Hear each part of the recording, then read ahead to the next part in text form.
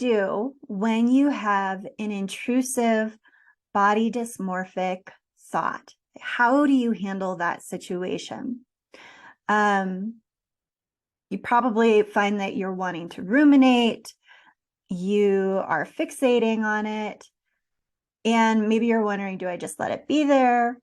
Do I try to refocus? What do I do? How do I correct this, right? So the first thing, obviously you have to be able to recognize the fixation, because if you don't catch yourself when you're doing it, you're not going to change it. So are you able to notice like what's happening inside yourself when you start fixating? Is it, you walk over to the mirror and you see your reflection and you can't help but stare at that tiny little zit on your cheek? I don't know, whatever it is for you. Or maybe you just suddenly become aware that you're getting this pinched, tight, strained feeling in your forehead. Or maybe suddenly you get a funny feeling in your stomach and you start to get all uncomfortable as you're looking at your reflection.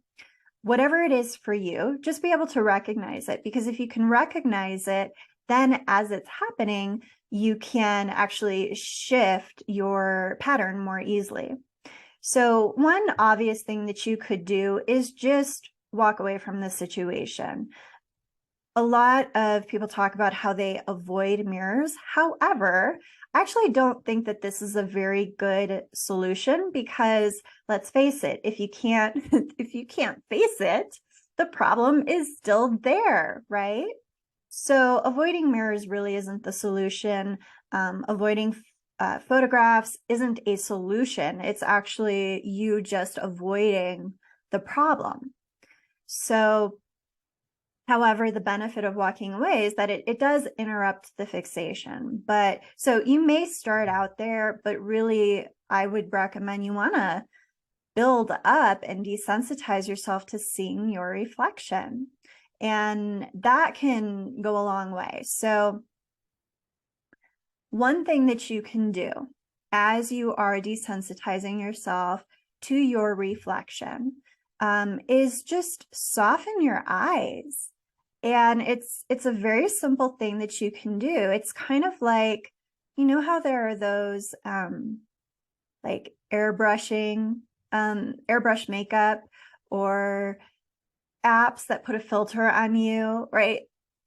Do that with your own eyes when you're looking in the mirror. So soften your gaze, and instead of focusing on all of the little tiny details, just take a step back and take in sort of the overall view without really looking at any of the details. And it's going to feel a little bit strange at first, but the benefit of that is that instead of fixating, you're just getting comfortable with looking at yourself without actually seeing all of the so-called flaws that we think we have. And so overview instead of the details. Soft eyes instead of sharp, focused eyes when you look at yourself. And think about it, that's most of us. That's how we look at other people. We don't, stare at their face and try to, find a little tiny flaw. At least I definitely don't do that with my friends. I don't know about you, but most people don't. And there have been some studies done on this that demonstrate most people don't. We tend to be much more generous in how we view other people than how we view ourselves physically. So practice doing that with yourself. Instead of looking for flaws and trying to see all the details, just kind of take in the overall image.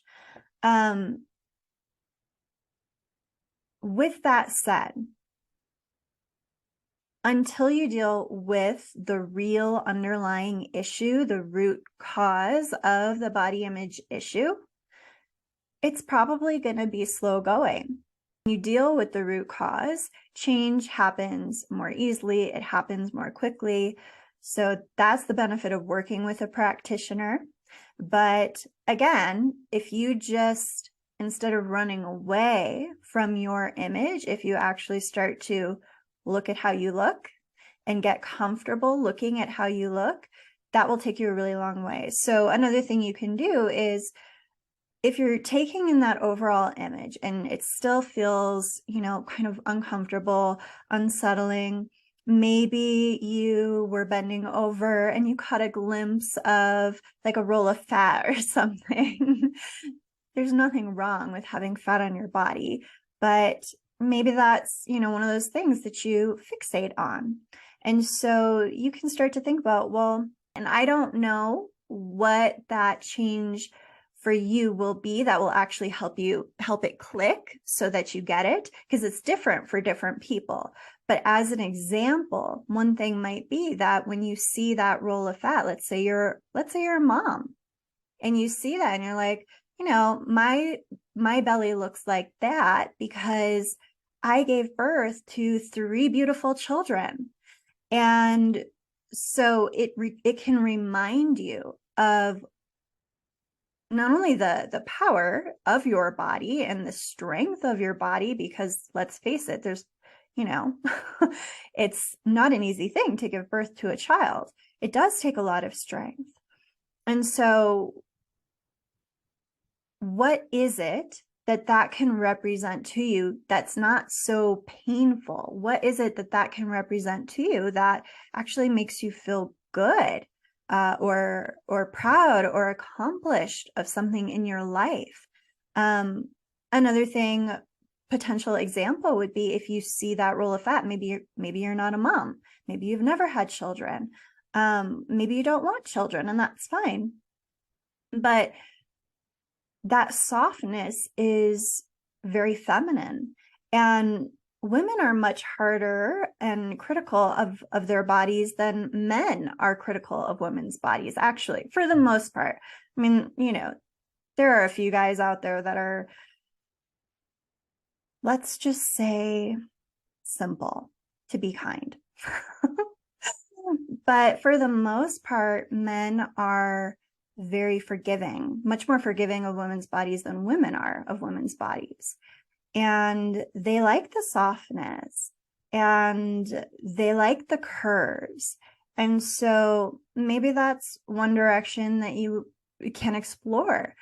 Again, there are lots of different paths that you can take as you change how you think about it.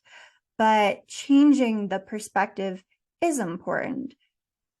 Facing the problem is important, because if you're not willing to face the problem, it's not going to go anywhere. So deal with the real issue, the cause of the body image issues, and then it won't be a problem anymore.